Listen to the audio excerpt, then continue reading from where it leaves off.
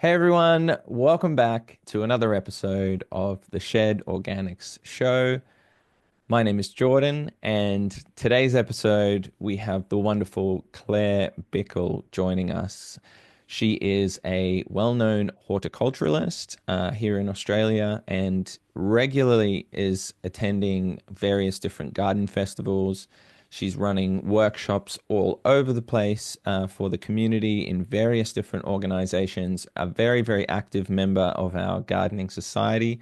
You may have also heard her on ABC's Gardening Talkback Radio, and recently, I believe, on some of the more mainstream radio shows as well, talking about various different problems that we face, such as egg shortages and things like this. She offers a wealth of knowledge, and I'm so grateful for her to take the time to share some of those stories and experiences with us today.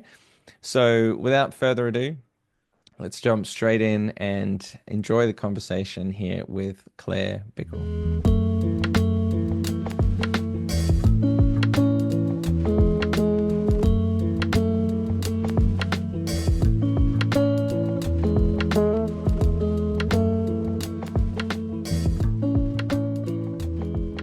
I suppose with the radio, with ABC Gardening Talkback, which I fill in for Annette McFarlane, is probably my only slot at the moment when she wants some time off, is 6 a.m. to 7 a.m. on a Saturday morning. So that's a big handbrake for a big pile of demographic there. So, people with kids, on a Saturday morning, you're up, you're out, it's tennis, it's soccer. Unless it's on in the car, it's a bit of a tricky time. And then there's another pile of people that just go, I'm not getting up and listening to the radio at that time of day.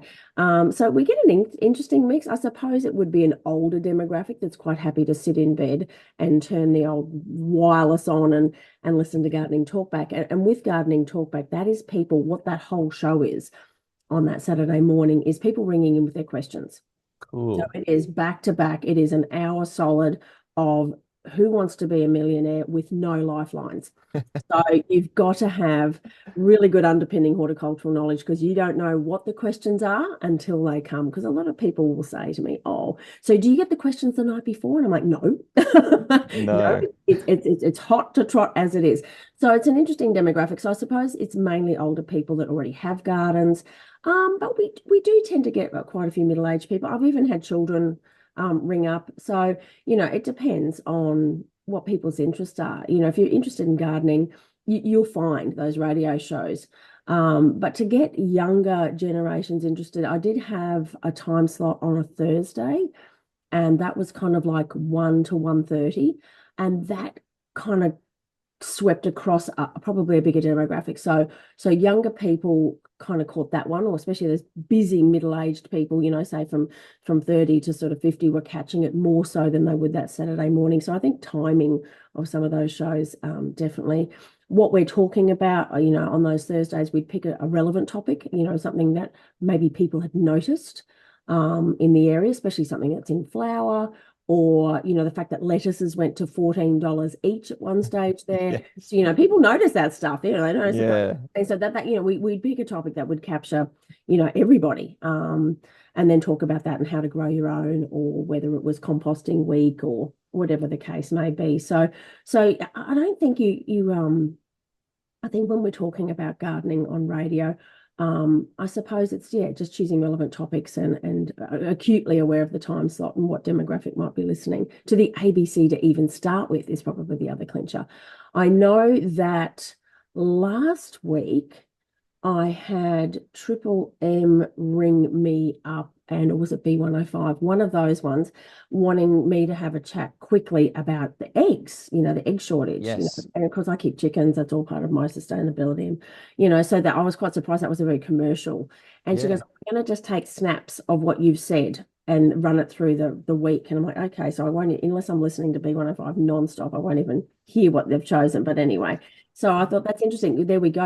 All these people that are fitness nuts, generally 15 to probably 25, are all Yeah. about protein and their eggs, and horrified when they're going into stores and finding no eggs for sale or whatever. So yeah, current topics to do with Yeah. sustainability. That's really interesting Yeah. how that works in terms of like the presentation of the information, where something like the talkback gardening shows where you're getting that backwards and forwards, you've got the Yeah. time to fully explain the topic and your answer in kind Yeah. of a bit of long detail, similar Yeah. to this kind of format where it's sort of letting you really sort of talk and walk around the subject, as opposed to something that's a little bit more headline grabbing, little Yeah. tidbits. So I Well, think yeah. it's interesting that they chose to kind of put these little segments in throughout, but it does give you a chance to kind of Yeah. go into that other demographic that Yeah, might which is be, interesting. I'll be yeah, curious to see what feedback they got. But the same when we had the floods. So lots of questions about because it's relevant. It's like it's like headlining, media. It's flooding. What's happened to your garden? How do COVID. I talked so much on the radio during COVID. It wasn't funny because everyone's stuck at home in their garden, whether they liked it or not. So yeah, relevant topics and situations kind of bring radio conversations about gardening to light. Speaking in public, like actually going and doing workshops or speaking at gardening events, um, those topics are usually put out to, I put out, say, oh, I can speak on these 7 different things. And the event organizers will go, well, we want you to talk about this, this, and this. We want you to talk about subtropical cottage gardens and food forests or whatever the case may be. And so that way, those speakers programs come out well advanced of time. People can then choose, go, oh, I want to listen to Phil Dubman about composting, and then I'm going to go listen to Claire about chooks or food, so you yeah, get the demographic that exactly wants to hear about that. And those gardening shows are quite often family friendly. So you do tend to get younger people at that. They come on with the kids. But you'll get the whole swathe. You'll get older people as well, that yeah, come along and go, oh, we wonderful. listened to you on the radio, or we read your article and we wanted to come and see you. And so yeah, that's kind of different again. Whereas, you tend to then just speak for sort of 40 minutes on that chosen topic. And then of course people are free to ask questions at the end. So it's a little different compared to radio talkback when you're answering questions. But yeah, Yeah, I think, that's really great. I think that that gives me a good idea as to kind of how I would approach some of those particular mediums, I guess. And over the years that you've been doing this, have you seen a change in the demographic or a change in the attitude or a change in the interest? I suppose we touched on COVID, so I'd like to kind of go back there as well, as that was a nice big, as you say, message to everybody to kind of get out there. And same with the lettuce that costs a lot of money and the egg shortage that we're sort of facing now. It's sort of giving people the necessity, and often, necessity is the mother of invention. It's kind of like when you need something, people are more aware that they need to go out and start trying to figure it out for themselves, and they can't rely on certain other systems that they've already had in place for so long. So we can touch on COVID and things like that and some of these events, but have you noticed that since maybe COVID that there's more people really interested in growing food and wanting to come and learn about all of these types of things and get stuck in? Is that a movement that you're starting to see? yeah, probably even before COVID. I suppose one of the changing things that's happening in our society is that young people don't get married at 20 and then buy a house at 22. It's much harder, and that's the Australian dream. You have a house with a garden and so forth. And people are renting for a lot longer. And younger people are now older people when they're finally buying their own homes and so forth. So we're definitely seeing a shift there. We had the indoor plant explosion happen probably about it's probably about 7 or 8 years ago. And that's probably one of my biggest topics that still runs. I run a lot of workshops through the Brisbane City Council Library and Logan and Moreton Library programs, and the indoor plant one still keeps going. And I think that is, people renting, but they still want a garden, and younger people kind of wanting to have that greenery around them. They can't garden, but they're itching to. So indoor plants has kind of filled that void to a certain extent. I think younger people are also far more aware about what you're putting in your mouth. So people are far more on board with eating organic, eating fresh produce, food miles, all those catchy terms. But people are more younger than they were, I'd say, kind of finding that an important aspect of their life. So, you know, and growing, your own herbs, even if that's all you can do if you're renting and so forth. So yeah, there's definitely that. So there's the health aspect, there's the not being able to buy a garden, at your own home as quickly as possible. That's sort of leading younger generations to garden in pots and in smaller spaces. Um, then there's also that whole biophilia, and that's realizing that there is a massive therapeutic benefit. We talk about mental health a lot more these days. Are You OK Day?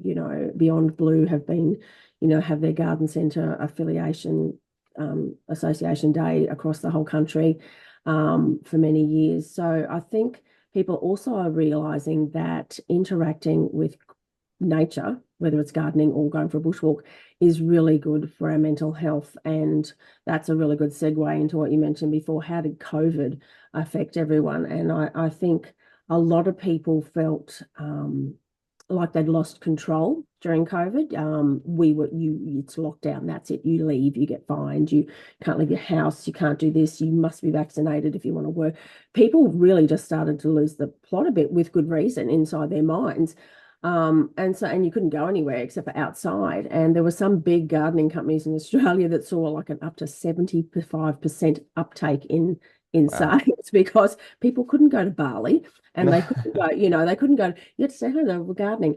And I think people found that when they went outside and gardened, that all of a sudden there was a little bit of control. You could pull out all those goddamn weeds. You could dig up the lawn. It was a space where you just felt there was a little bit of control. You had control over that space. But also then they realized, especially non-gardeners, that actually this was a really good thing to do. This is great being outside. I hadn't really noticed that there was stone curlews nesting in the back of my garden. And I didn't realize. And honestly, because I did so much gardening talk back during COVID, it was interesting. Everyone bought all the toilet paper, so there was no toilet paper. The next thing that everybody bought were vegetable seedlings and seeds. You couldn't Yes. buy Green Harvest up at the Sunshine Coast. They had to shut. They said, we Yeah. can't, we've got to get through the orders. We can't possibly. And these are people that had never sown a seed in their life, Yeah. so they were buying them all. And the very running a very hot third in behind all the edible plants you could possibly buy were point of lay chickens. So Yes. everybody kind of went back without even realizing subconsciously back to sort of almost the Depression days, or to the Second World War, where it was like we were all joking, saying it's like dig for victory.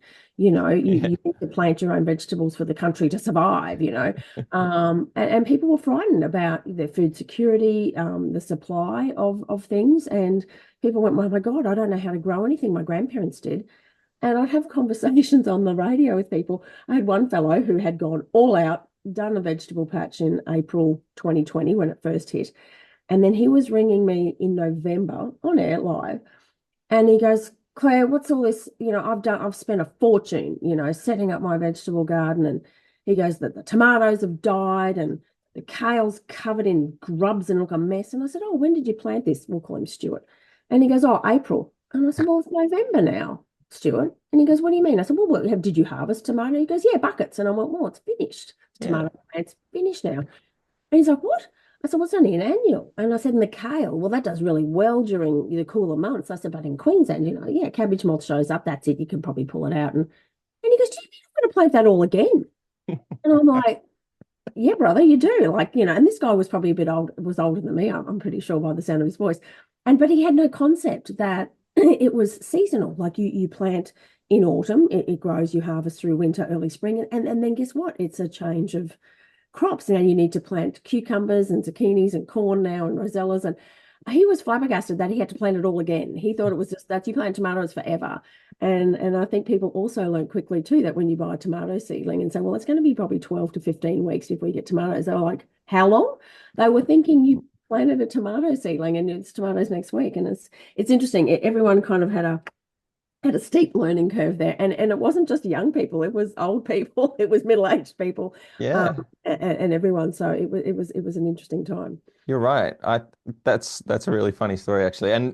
But it demonstrates exactly your point is that we were kind of getting disconnected Mm, from how our food is grown and the process and the trials and tribulations of growing food, and then being forced by necessity to go out there and do it, which was wonderful. That, as you say, like you couldn't go to Bunnings or your garden center and pick up any seedlings at all during that time. It was completely gone, which was very positive to see that those were the Yeah. things people were turning to.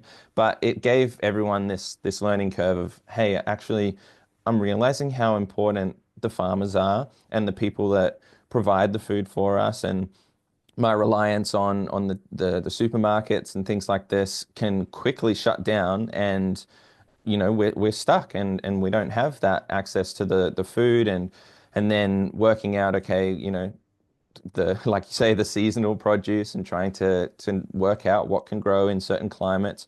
You and I are in Brisbane, and that makes it very different to somebody who is in Melbourne or in Yeah. down in Tassie, and it's not a one size fits all by any means. So what I wanted to touch on with you is basically your experience with a little bit of the subtropical garden that you're in. Have you always been in Brisbane? Is that somewhere Yeah. you've always been? Yeah, okay. So, and how long have you been on your particular property where you are at the moment? So we've been here 11 years. So 11 years, right? western suburbs of Brisbane, we're at Mount Crosby. We're sort of higher elevation. It's there's limited soil, it's shale, it's Yeah, difficult.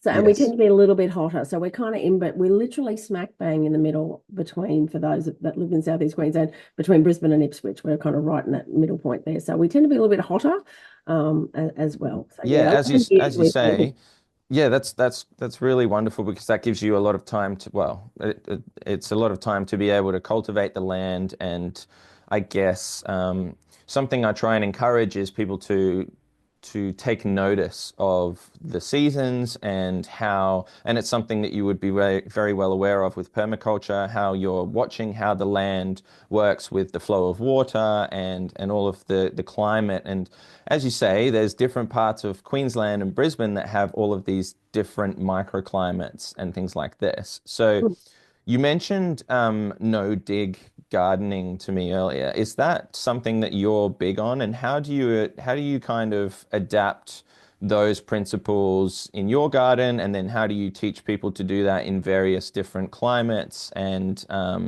adapting that to suit what they want to grow?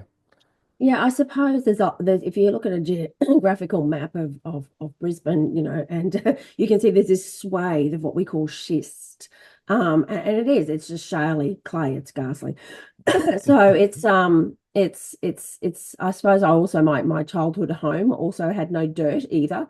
And I quite often joke with people when I start workshops going, who here can just go outside and plant something? And if they put their hand up, I go, you can leave now. Yeah. I'm jealous. I'm horrified. Whereas most people go, no, we really struggle. So I suppose for me, I suppose traditional no dig gardens, Brisbane's almost a bit too hot for some of those traditional kind of setups where you just do the layers and then just a little pocket of compost. A little pocket of compost here just dries out and sizzles. So it's for me, I've clarified kind of that make I kind love of no that. dig gardening to a certain point. We're on a hill. So with our property, that had a horse on it for 30 years. So they had denuded underneath, no Yeah. understory, lovely ironbarks, brush boxes, one avocado, one macadamia nut. Really, the rest was hideous. Wow. But down one side, that sort of eastern facing slope, we thought, I said, well, there's a mandarin there that they've obviously planted many moons ago. And so we sort of tried to sort of do pocket kind of little kind of swale pockets, and everything just sat there, just sat there. And I'm like, okay, that's not going to work. So I thought I need to lean into all my permaculture design training and that I did, 30 odd years ago. And sometimes you have to do the earthworks, as we say. We try to say not to disturb the soil, but you know what? There was no soil here. It was just terrible. And when it would rain, we would watch what micro crumbs of soil was on our hill, washed down the hill. So I said, you know what? We need to get an excavator in and swale along the contour lines of Yes. that whole hill, which is what we did. I'm lucky my husband can drive an excavator, so we just had to hire it. And so we swaled, and then you plant on the berms, like the Mhm. hump of the gutter of your swale. And we got some really good soil in to put in organic. I don't think the people are even exist anymore where we got the soil from, and plant all our fruit trees on there. And that's been probably they've been in probably 9 years. It took us 2 years to work out that this Hmm. is, you've got to fumble around for a while You and do, go, no, yeah. and just see how everything happens and go through 7 months of no rain and watch evergreen plants defoliate and go, oh my goodness, we're in a bit of a rain shadow here, which I knew. And now sort of, luckily we did that in October, planted from then till sort of December, not the best time of year. And then Cyclone Debbie showed up in Oh, March the wow. next year. So 200 mil of rain in a day. So that really got everything kind of established. So, that worked really well. In other areas of the garden, we terraced. My poor husband did this by hand, crazy man, but he terraced and we did what I'd say raised garden beds. And Mm. so we actually created the structure, using untreated timber, hardwood, and created terraced veggie patches that way and kind of filled them up like a no-dig garden. But Mm. there had to be the boundaries and probably more soil than all the lasagna layers, just because it gets so hot and dry here. And then there's other spots too where, he didn't want to help and he was doing other stuff and he was busy. And I thought, well, I want to do this area. So I would just put down cardboard and just put grass clippings there for a while and just block it out just to get rid of whatever weeds were there. And then slowly add compost. And that was a lot longer process. And that garden, which runs around the edge of our fenced veggie garden, because we have wallabies and things that want to come and share all the time, that's done quite well, and that's all natives and so forth. So it's kind of a mixture of swales and adding organic matter, terraced raised garden beds, and then a bit of kind of fumbling around, kind of, unorthodox no-dig gardening, and the same with the front garden. I had this vision of it being like a Philip Johnson design because it's west, facing west, so really hot. The cutting of the roads, like no sort. So I thought, you know Wow. what, we're just going to dig big holes and have billabongs and boulders like Philip Johnson, all natives. And Yeah. then COVID hit, and I went, oh, stuff it, just dig it all up. There's this horrible bit of half lawn. And we made it into a big veggie patch, which was fine. And I said to everybody, this looks great. I said, but it's not staying like this because it's really hard going out there. It's all Mm. good while we're home every day, tending and fussing. And then slowly over the past sort of, I suppose it stayed a veggie patch for about a year or so, and then it went to perennial edibles, and now it's a really eclectic mix of, the lemon tree still there, and there's pomegranates and that, but there's also natives and flowering plants. And Yeah. It's and really, once sorry. plant, you get microclimates, once you start to plant, start small and then you create microclimates of humidity and leaf litter and mulching, and it gets there. But it's like you mentioned to me a while ago, you sent through a thing saying, patience. I mean, gardening, definitely. If you don't have patience, well, you're going to find it horrendous.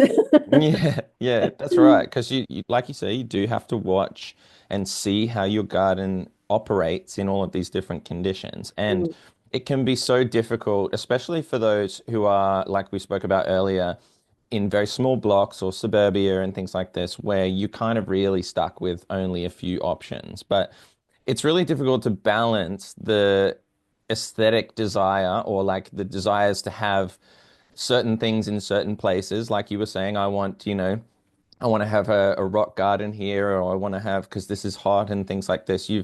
You might have the ability to kind of play around with different things, but it's hard to balance that desire of having, okay, I want it to look like this and whatever, versus like what you were saying, being able to have sustainable produce in that area or keep the garden or the microclimate thriving. And it yeah, is really like a trial and error type of thing. Is there yeah. any advice that you kind of would offer to people who are trying to get into this who might be on a smaller scale? It's something that I'm really trying to help people with is to understand that they can get into gardening on a smaller scale or using their backyard plot and turning it into things. Is there a way that you can offer any advice in those types of areas with balancing what they might want to grow versus what they And probably should or yeah, can. Yeah. are you talking more specifically about edibles and I guess so, because that's kind of like, yeah, but not necessarily. I think for me, I'm trying to encourage more people to grow food and grow their own yeah, and be more conscious about where it comes from and all of this kind of thing. But not everybody needs to yeah. grow their own food. It's just more, that's kind of where the focus goes for me. Yeah, And you know what? I sometimes I'm actually a little bit envious of people that have small spaces. Like I know, and people who've got small spaces listen to this and go, "Oh, rubbish! I want to have acres." You've got to remember when you have acres, you've got to kind of maintain acres. If you're specifically growing, short-lived vegetables and Mhm. fruiting trees that need protection from possums and flying foxes. So, you might have in your mind there's this utopia of having, 5 acres or 2 acres, but it can be quite consuming, and that's fine by me. It's my work, it's my passion, it's my hobby. But every now and then I see people with, smaller blocks. I think, oh, look at that, like just that tiny, Yeah. just there. And you can absolutely still do that on a smaller block. Obviously, you can't have pecans and white sapotes and all these big trees. But you can definitely still have all of your vegetables, all of your herbs, and you can definitely lean into having, in particular, I always say to people, have a bit of everything. Then you've always got something to harvest. Don't put all your eggs in one basket. So having some subtropical perennial greens, like sambung or Okinawa Mhm. spinach or, cucamelons that just keep on coming up, having some volunteer plants. Pawpaws, you put them in, they've got fruit in 6 months. They make you feel great. Now look at that, I'm a green thumb. Dwarf bananas. A lot of your citrus these days you can get on dwarfing rootstock. Coffee, grama There's all sorts of things you can grow. And if you're renting, that's a whole nother handbrake altogether that might make you think, oh, there's no point. You can do all this in pots as well. Dwarf bananas will fruit in a big, big tub, and same with pawpaws, they'll fruit in a big enough tub. But for if you own your own space and it's small, it's all about the soil. Take the time to prepare the soil. And, you do have to remember that, just having it looking peachy all the time like a magazine article, it's not reality. So, Mhm. but I reckon having a mixture. So I've got a real eclectic garden because I'm kind of creative and artistic, and I kind of always hated that whole, like, everything looks amazing in the veggie patch and then everything looks rubbish in the veggie, because you've harvested it all or it's gone to seed or the grubs have shown up. You think, oh, it's ghastly. And I kind of get annoyed with that. So my vegetable garden now is kind of, it's got, Timor lettuce in there, which is the tree lettuce. It's got Ceylon spinach that comes up and down and looks Love great it. most of the year, except in winter when it dies down. That's fine because that's when kale looks okay. Mhm. We have parsley as the border edging that lasts for years. I've got, over my actual archway into our veggie patch, I've got the beautiful Fraser Island creeper. I've also got a really old-fashioned jasmine over another, excuse me, frame there. So I sort of have, it's sort of become a little bit of a food forest more than a vegetable garden, so that it always has a framework or a structure around it of plants that look okay, no matter what the time of year is. And then I also then have those seasonal vegetables, which go through that stage of looking fantastic, almost so good you don't want to pick them because, you want to keep taking photos of them. But they don't. They look awful, and you've got to take them out. And so I kind of say to people, just try and have a bit of all sorts of things, and then it will always still look good. There'll always still be something to harvest. Something will do well during extreme wet. Something will do well during extreme dry. If you just have 20 broccoli or 20 lettuce, okay, Yeah. put all your eggs in one basket. Grow what you like to eat, but also experiment. Try something. Going, I don't know what that is, but well, let's Yeah. give it a go. And the kids go, yuck, I'm not eating that. And it's just me and the guinea pig that eat it. So having different things, but it is difficult. After 30 years, I often have people saying, but I want to grow an olive in the lounge room, or I want to grow a lime tree in full shade. And I'm like, as much as you want or will something to be there, it won't. And Mm. it's a waste of real estate if we're talking about outside in the garden to plant something that, especially a small space, doesn't like poor draining soils, or that it's too shady, or there's no point pushing on because then you just get disheartened. And so Yeah, you're right. always. That's an amazing piece of advice is to have some things like that are always going to look good because that really is something that kind of tends to knock early gardeners on the head and is coming in and going, oh, it just looks so terrible today. Like, I put in Yeah. all this hard work and Yeah, it's summer. I stopped gardening because it was hot, and I'm like, well, that's one of my first slides on one of my, having an edible garden thing is that, oh, it was so hot in summer. I just gave it away. I didn't bother, and all of a sudden, no one's harvesting a thing from November to February, and I'm like, that's yeah. ridiculous. So Yeah, so at the moment in my garden, and it's been 36 and 38 the past 3 days, the salon spinach is going, make it hotter, cucamelons coming out our ears. We've Wonderful. got turmeric and ginger, that's all still growing. Lettuce is struggling, we've got every insect under the sun at the moment, and marauding possums lifting up my netting. But, I think we're a resilient bunch, us gardeners. We push on. But yeah, I think having a variety of things, and having some fruiting trees, and having what herbs are great, herbs of all variations, whether it's mint in a pot to a rosemary bush that'll last 30 years to sweet basil that's seasonal, whatever the case may be. There's always something. And having the bigger the palette, planting palette of edibles that you have, even bush tucker plants, Yeah. I've got lemon myrtle in a pot at the door. I've also got one down the paddock. I've got cinnamon myrtle, so even then, when you're feeling a bit disheartened about the garden, you can still go and grab a few of those leaves, throw them in a cup and put some boiling water on them, and you've made lemon myrtle tea to revive you at the end of the day. You have harvested something. I think that's always It's important. super important. Yeah, you're absolutely right. And just touching back a little bit on what you were talking about in terms of like these smaller scale things, and you'd mentioned to me that you have some sort of IBC wicking beds and things like this, where Mm. these sort of, I guess, well, some of them aren't so modern, but there are a lot of more modern techniques and things coming into gardening where there's these fabulous products, like, for example, a veggie pod, or like you say, even just growing in pots and things where we can move things around and adjust based Exactly. on the climate and that kind of thing. Absolutely. So it's not even just about choosing smaller varieties or perennial plants that you can put in pots. There are, I'm actually good friends with Simon Holloway, who was one of the main people that brought out veg pods, and he gave me one at the kind of the start and said, "Here, use this. Now you've got to talk about it on our website." Like, sure, sure, brother, we can do that. And the great thing about veg pods, and they're in every country, Singapore, Dubai, Canada, Wow. they're everywhere because people, they're higher density living, it's just people don't get to buy a house and a block of land anymore. It's living in townhouses or apartments even. And things like veg pods and other raised garden beds like that, they can have wheels on them. So for hard spaces on the Mhm. rooftop of your apartment, you can wheel them around. They've got that fantastic canopy which stops the possums getting into them.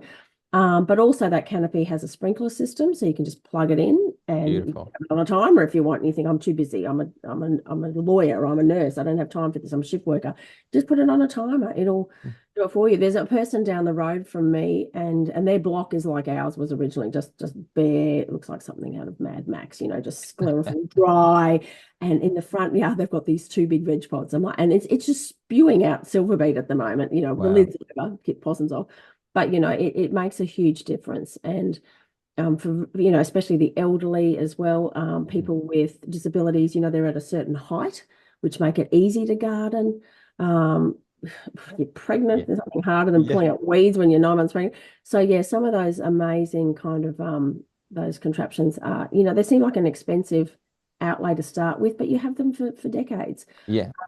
I hadn't really bothered with the IBCs, the kind of the big containers, Hmm. until we went through, not this season, but the season before, and it got so dry here. And I just thought, why? I just really am sick of this. And even me, after all these years, I was just like, I don't know why I bother. I should go and live in an apartment and never plant anything ever again. It's depressing. And it was so dry. And I went to a friend down the road. She's part of our local gardening community, and she had a couple of these IBCs. And I'm like, oh, yeah, wicking bags, blah, blah. And hers looked like that was the only thing in her yard that actually looked amazing. And I'm Wow. like, you know what? I really need to look into that. And just by chance, someone last week, this elderly couple, 2 suburbs over, they've been putting stuff on that, Facebook freebies page for ages. And and they put up 6 IBCs free, come and get them. I'm like, free. I'm there. Me, pick Yep. me. That's it. First in line, or whatever you type in. So my husband and I went with the ute and the trailer and got 3 at a time and brought them back. And I'm lucky I'm friends with people, Hmm. colleagues like Sophie Thompson, who's Oh had them yeah. down in Adelaide for decades because it's such a dry, hot Hmm. summer down there, 45. So I thought, great, you know what? I've sat through a couple of those talks thinking, oh, I don't know if I need to do those, And now I'm like, you know what? Damn straight I need to do those because when it gets dry here, it's good to be able to lean into my perennial edibles and whatever else. But sometimes I still want to have lettuce and spring onions and Yeah. tomatoes and so forth when we're going through sort of lots and lots of dry. So they've been an interesting thing to use. And of course, if you're renting or in a small space, you just take them with you. Mm. Sophie sold her house in Adelaide, and we're like, your Yeah. house, oh my God. And she's renting, and we're like, oh my Lord, woman. So, but she took her IBCs with her. So, Yeah. bang. And Phil Dudman was even saying, oh my God, look at you, Soph, go. You're putting Mm. it to shame. You're renting, and we're like 6 weeks, you've got produce.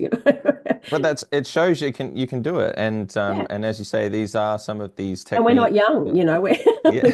we're getting, we can sort of lump our IBCs around and fill them up with compost. Yeah, yeah. Well, I mean, like all of these things make it more accessible for more people to be able to grow anything really. And Yeah, and have more success too, because they're like a water well pot, I suppose. So even for the brownest of thumbs, if you set that up properly, you're going to feel amazing. And we're going to put like PVC pipe over ours and Mhm. netting, otherwise the wallabies will just Yeah. think it's drive-through macas. But even yeah, you can just have the most amazing It's harvest. and it's I love the idea of like because a lot of the climates around here are really hot and it gives the plants access to that fresh clean water when it needs it Yeah, and like things like oyas as well and sort of these like terracotta pots that you can just yeah. bury in the soil and fill Yeah, with water and go things to like that. India and places like that. They've been doing this for a millennia. The big pots, the earthenware vessels in the ground. Hmm. In rooftop gardens. Many moons ago, I did my permaculture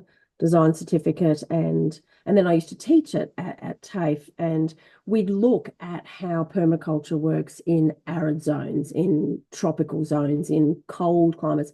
And you look at places in India and Africa and that, and where there's high density population, Africa, not hardly any water.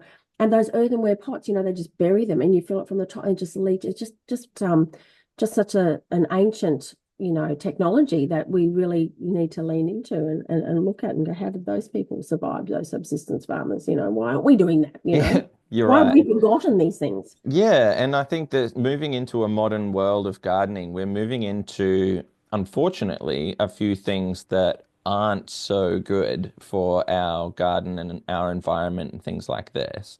Um, what are some of the things that you've noticed that people are doing these days in our modern way of just, I guess, kill everything and spray everything and these types of things? What are some of the things that you've noticed that we probably should be more aware of avoiding and I guess trying to go back to some of those traditional techniques or adopt some more organic approaches. Are there any things that you find that we're doing that are probably not helping us out so much?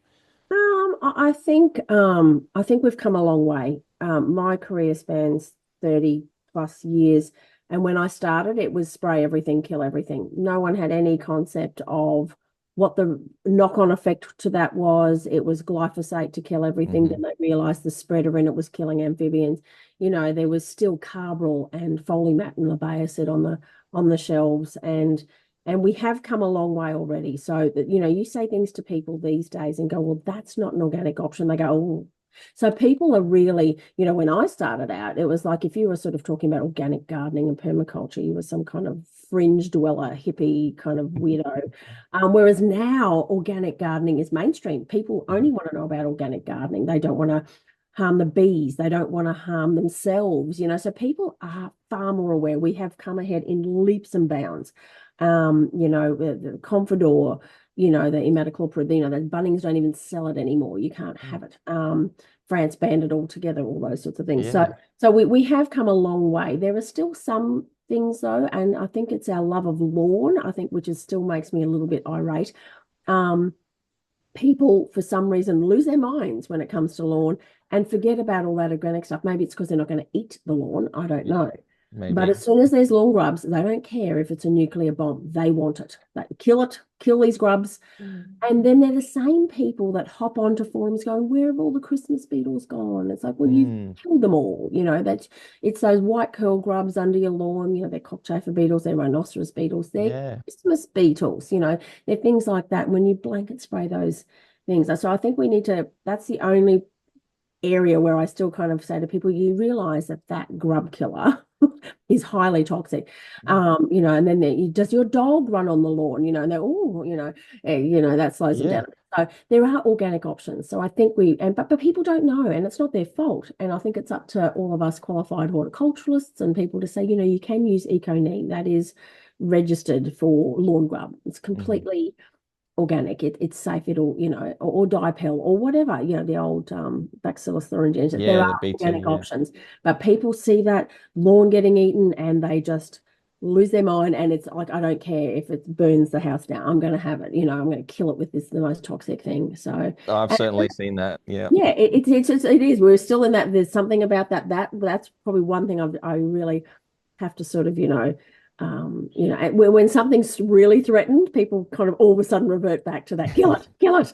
At the moment, with all the humidity and the excessive rainfall, we're finding frangipanis are getting mealybug really badly too. So last year and this year, people go, what can I need to spray? And I'm like, you know what, you can use something organic. It's okay. Yeah, yeah. And Um, and they forget that the lawn is also the same ground that you're growing food in, possibly Yeah, close by. it's all, and exactly. And we people sort of don't realize that underneath your soil is not just a medium that roots or anchors plant roots, I should say. It's a whole microbiome underneath your feet, and the healthier your soil is, the better even your lawn will be. So, if you're a lawn lover, and it's important, I get it. I mean, I've got kids, they're getting older now, but yeah, they still want to kick a soccer ball around and a dog. So Yeah. we have a bit of lawn. I have my way. I'd actually dig it all up. My husband's like, leave that little bit of lawn. I'm like, especially when we go through a period of dry, especially out the front there where it is, it's west. It just dies. It just Mhm. dies. And Yeah, it's and you like, end up watering it. oh So, no, no, I just leave it. And I'm oh, like, see good. how Yeah. terrible that looks. I don't water it. No, it just can, but it comes back. When it rains, I'll have to give it the old Queensland cooch that it comes back when it rains. But yeah, I think that's one place we need to stick to our guns. We don't want to eat chemicals. We don't want to walk on them either. So try and curb that. But composting is another one too. I think people we kind of need to do a bit more of that. Don't throw all those kitchen scraps Mhm. into the bin that go to landfill. Turn them into compost. Even if you're not a composter master, you can still have a cold composting bin where they go, or a bokashi bucket, or a worm farm you could have a go at.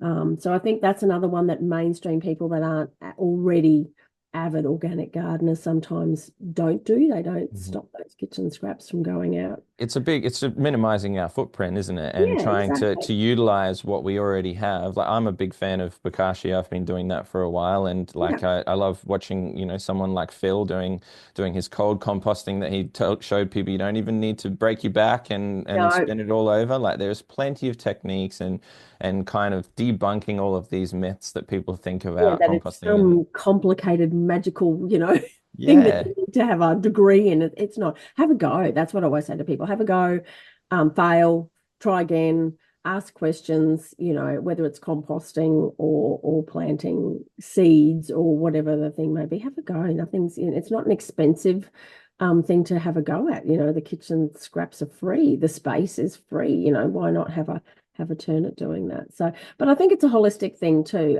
That whole thing. Once you become keen on gardening and producing your own food, we're kind of seeing a lot of people lean back into some of those old skills. So preserving your food, so jams and pickling.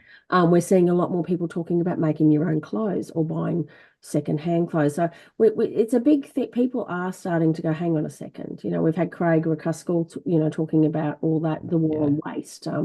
I think people are starting to go, oh my goodness, what are we doing? Whereas before we tended to be a little bit of an ostrich, I can't see it, so I'll just put my head in the sand. I don't want to know about it. We've got great advocates like Costa, who's a dear friend of mine. He's, always going, you keep cups and produce covered in packaging, and Yeah. things like that, like always trying to sort of, every little thing you do, it adds up. And I think some people, when the world's in chaos, just feel despair and think, well, what can I do to make it better? Even little things. If we all do one little thing, whether it's growing our own lettuce or making sure it's a keep cup and saying, no, I don't want that plastic cup. Or if you must have that plastic cup, then you can turn that into a little propagating unit and take it home, put a hole in the bottom and turn it into a seed Yeah. growing thing. Yeah.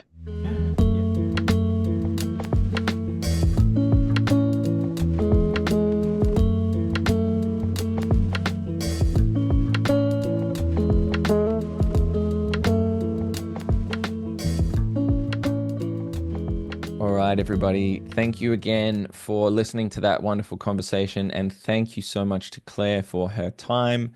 I highly encourage you to go and check out Claire if you haven't come across her already, although I have no doubt that you already have. So check out her links in the show notes or the description below, and you can find her on social media. She'll be attending the Queensland Garden Show this year, hopefully. So we might get to see her if you're here in Brisbane and going to attend. But again, what a wonderful conversation, what a wealth of knowledge, and some wonderful experiences that she has to share. So thank you again. I'm very grateful to her for her time. Now, a couple of things before I sign out. If you are enjoying this podcast, it really, really helps if you go and jump on and leave a review. If you've got any value out of this whatsoever, then hopefully somebody else may have the same experience. To do that, you just need to jump onto any of the podcast platforms or YouTube, things like this, and give the show a rating and even drop a comment or something like this.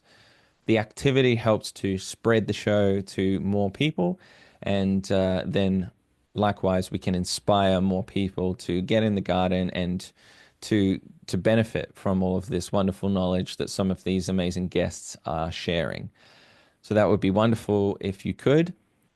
The other thing is I have my free organic growers guide for beginners. So if you are only starting out and you want to get into growing organic, I have a free PDF on the website, which you'll be able to find the link for below, that can help you with a few of those initial steps and what to think about when you're getting into organic gardening. So nice free resource for you there as well. Lastly, I just want to thank everybody for watching and listening, and I'm very excited to see you again on the very next episode. Bye for now.